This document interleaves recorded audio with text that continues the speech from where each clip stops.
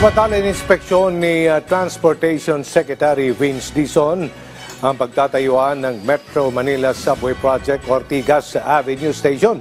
Sa oras na maging operational, nasa halos 100,000 na mga pasahero ang maseserbisyuhan ng proyekto. Si Bernard Ferrer sa sentro ng balita. Aabot sa 69,000 pasahero kada araw ang maseserbisyo ng Ortigas Station ng Metro Manila Subway Project sa oras na ito ay maging operational. Ito ang pinakamalaking istasyon sa 17 istasyong bubuin sa ilalim ng nasabing proyekto. Matatagpuan ang istasyon sa Ortigas Central Business District, isang mahalagang commercial area sa Metro Manila. Ngayong araw, ininspeksyon ni Department of Transportation Secretary Vince Dizon ang pagtatayuan ng istasyon sa kahabaan ng Meralco Avenue, Pasig City. Kasama niya sa pag-inspeksyon sina Pasig City Mayor Vico Soto, mga kinatawan ng pribadong contractor at iba pang mga opisyal ng pamahalaan. Everyone is here to work together to make this finally happen. 3 years nang delayed to. What was the problem? Right of way, no? Maraming conflicts sa lupa, sa ownership at saka yung mga nag-lease ng lupa. Naisumite na ng Office of the Solicitor General ang expropriation case para sa lokasyon ng istasyon. Subalit dahil sa isang clerical error, inaasang magsasagawa ng refiling sa korte sa susunod na linggo. Tiniyak naman ng pamahalang lungsod ng Pasig ang kanilang buong suporta sa proyekto ng pamahalaan. Kaya kami sa LGU, ginagawa namin ng lahat ng pwede namin gawin para makatulong. Kung may delay man, at least hindi sa amin yung delay.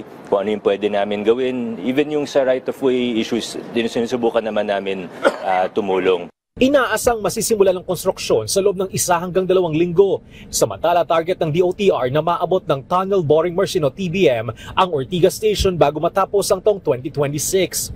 Sa kasalukuyan, ang TBM ay nasa White Plains at kumikilos ng 5 hanggang 7 metro kada araw. Inaasang matatapos ang Ortigas Station sa taong 2030 o 2031. Tinanggap naman ni Secretary Dizon ang hamon ni Pangulong Ferdinand R. Marcos Jr. na magkaroon ng partial operation ang Metro Manila Subway sa taong 2028.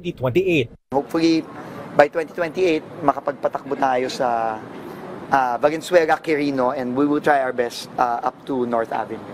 Pinapaspasan natin yung right-of-way acquisition. And yun ang, thankfully, with the help of our LGU partners and other government agencies like OSG, we are about to resolve all of them in the next few weeks. Sa kabuuan ng Metro Manila Subway Project ay magkakaroon ng 17 istasyon, kabilang na ang 30.34 hectare depot sa Valenzuela City na magiging tahanan ng Philippine Railway Institute. Ang 17 istasyon ng Metro Manila Subway Project ay ang mga sumusunod: Valenzuela, Quirino Highway, Tandang Sora, North Avenue, Quezon Avenue, East Avenue, Anonas, Katipunan, Ortigas Avenue, Shaw Boulevard, Kalayaan Avenue, Bonifacio Global City, Loton East, Senate DepEd, NAIA Terminal 3, FTI at Bikutan.